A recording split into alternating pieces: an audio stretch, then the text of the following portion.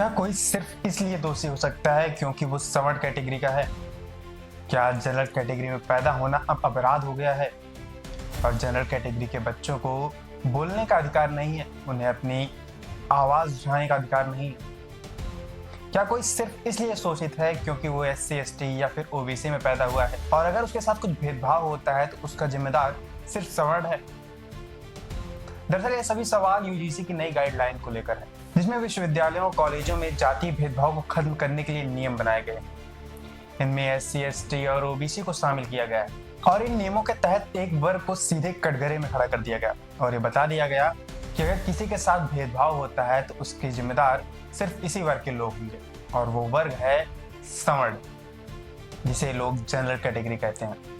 वहीं नियमों को लेकर अब सवर्ण समाज विरोध कर रहा है, इसे काला कानून बता रहा है, इसे वापस लेने की मांग कर रहा है। लेकिन इन नियमों के विरोध के पहले आइए जानते हैं कि ये पूरा मामला क्या है, आखिर UGC ने ऐसे नियम क्यों बनाए और क्या ये नियम वास्तव में सवर्ण विरोधी हैं या फिर इस पर कुछ अलग ही बवाल मचा हुआ है। नमस्कार, मैं सुशांत प्रताप सिंह हूँ और आप देख रहे हैं यूपी न्यूज। आज की इस वीडियो में आइए जानते हैं कि UGC की नई गाइडलाइन क्या है और इसको लेकर बवाल क्यों मचा हुआ है। UGC के नए नियमों को जानने से पहले आइए जानते हैं कि UGC क्या है। दरअसल UGC का full form university grant commission है, जिसका हिंदी में मतलब होता है विश्वविद्यालय अनुदान आयोग। इसकी स्थापना 1953 में हुई थी। यह भारत सरकार का एक वैधानिक निकाय है जो कि विश्वविद्यालयों को मान्यता देता है और शिक्षा के मानक को निर्धारित करता है। अब आइए जानते हैं कि UGC ने नई गाइडलाइन क्या बनाई और क्यों बनाई है। दरअसल 17 दिसंबर 2012 से UGC ने विश्वविद्यालयों में जातीय भेदभाव को खत्म करने के लिए कुछ नियम लागू किए थे, जिसका नाम था promotion of equity in higher education institutions regulations. ये नियम सुझाव और जागरूकता के लिए थे, लेकिन इस बीच कुछ ऐसी घटनाएं हुई जिसने पूरे माहौल को बदल कर रख दिया। दरअसल 17 जनवरी 2016 को हैदराबाद सेंट्रल यूनिवर्सिटी के स्टूडेंट रोहित वेमुला ने जातीय उत्पीड़न के चलते आत्महत्या कर ली। इसी तरह 22 मई 2019 को महाराष्ट्र में दलित डॉक्टर पायल तडवी ने भी आत्महत्या कर ली। 29 अगस्त 2019 को रोहित वेमुला और पायल तडवी के परिजनों ने सुप्रीम कोर्ट में एक याचिका दाखिल की कि विश्वविद्यालयों में जातीय भेदभाव कम हो, जातीय भेदभाव को लेकर सख्त कानून का प्रावधान किया जाए। इसी बीच IIT ने एक स्टडी भी की जिसमें बताया गया कि ऐतिहासिक रूप से वंचित जातियों के 75% छात्रों को जातीय भेदभाव का सामना करना पड़ता है। जनवरी 2025 में जस्टिस सूर्यकांत की अगुवाई वाली पीठ ने UGC को जातीय भेदभाव को लेकर विश्वविद्यालय में चल रही घटनाओं का डेटा इकट्ठा करने को कहा और साथ ही नए नियम बनाने के निर्देश भी दिए। फरवरी 2025 में इन नियमों को लेकर एक ड्राफ्ट जारी किया गया। वहीं इस ड्राफ्ट को लेकर all India OBC student union का कहना था कि ड्राफ्ट के तहत यूनिवर्सिटीज में जातीय भेदभाव की परिभाषा में OBC को शामिल नहीं किया गया है। साथ ही कॉलेजों में भेदभाव के मामले पर कार्रवाई के लिए जो इक्वलिटी कमेटी बनाई जानी है, उनमें भी OBC मेंबर शामिल करने का प्रावधान नहीं है। ड्राफ्ट में जातीय भेदभाव की झूठी शिकायत करने पर दंड का प्रावधान था। इस पर कहा गया कि इससे भेदभाव का सामना कर रहे स्टूडेंट शिकायत करने से डरेंगे। ड्राफ्ट में जातीय भेदभाव की कोई स्पष्ट परिभाषा भी नहीं थी। संसद की शिक्षा, महिला, बाल और युवा संबंधी मामलों की संसदीय समिति ने ड्राफ्ट की समीक्षा करने के बाद इसे 8 दिसंबर 2025 को केंद्र सरकार को सौंपा।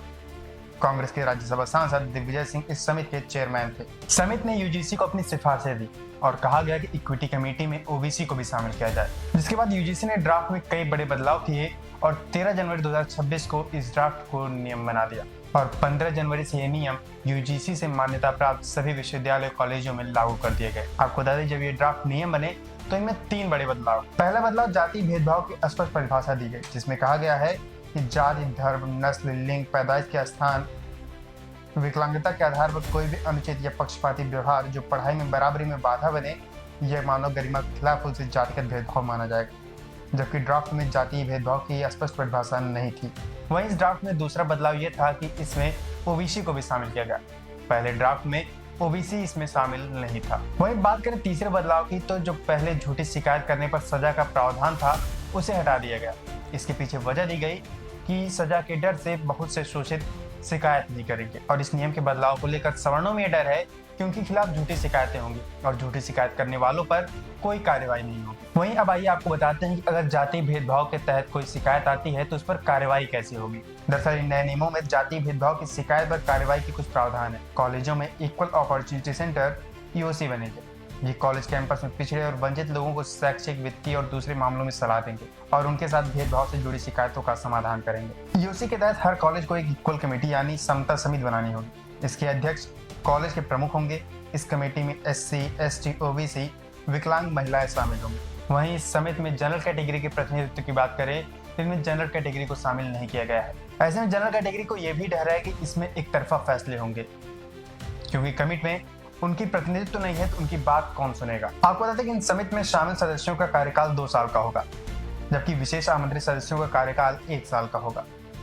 कॉलेजों में एक इक्विटी स्क्वाड नाम की छोटी संस्था भी बनाई जाएगी, जिसका काम कॉलेजों में निगरानी करना और भेदभाव को रोकना होगा। और कॉलेज में भेदभाव की शिकायत आने पर कमेटी को 24 घंटे के अंदर बैठक करके शुरुआती कार्रवाई करनी होगी और 15 दिन के अंदर कॉलेज के प्रमुख को इसकी रिपोर्ट देनी होगी। वहीं कॉलेज के प्रमुख को 7 दिनों के अंदर आगे की कार्रवाई शुरू करनी होगी। वहीं अगर कॉलेज प्रबंधन की तरफ से इन नियमों को लेकर कुछ उल्लंघन होता है तो उनके खिलाफ सख्त सजा का प्रावधान है। यूजीसी के तहत चलने वाले लर्निंग प्रोग्राम्स पर रोक लगाई जा सकती है और उनकी मान्यता तक रद्द की जा सकती है। वहीं अब आइए जानते हैं इन नियमों को लेकर आखिर विवाद क्यों है, क्यों ये सवर्ण छात्रों के लिए मुश्किल बने हुए हैं। दरअसल इन नियमों में भेदभाव की परिभाषा में SC, ST, OBC, महिलाओं, विकलांगों को शामिल किया गया है, जबकि सवर्ण या जनरल कैटेगरी छात्रों को भेदभाव से पीड़ित लोगों के दायरे में शामिल नहीं किया गया है।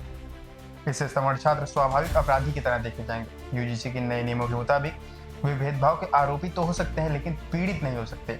यूजीसी के नए नियमों को लेकर सोशल मीडिया पर जमकर विरोध हो रहा है। लोग इसे काला कानून बता रहे हैं, इसे वापस लेने की बात कर रहे हैं।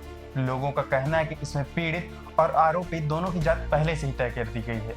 इनमें पीड़ित हमेशा SC, ST या फिर OBC का होगा, जबकि हमेशा आरोपी सवर्ण कैटेगरी का होगा। वहीं इन नियमों के विरोध को लेकर एक बड़ी वजह और भी है कि अगर झूठी शिकायत होती है तो इनमें सजा का कुछ प्रावधान नहीं है, जबकि शिकायत आने पर 24 घंटे के अंदर कार्रवाई शुरू होगी।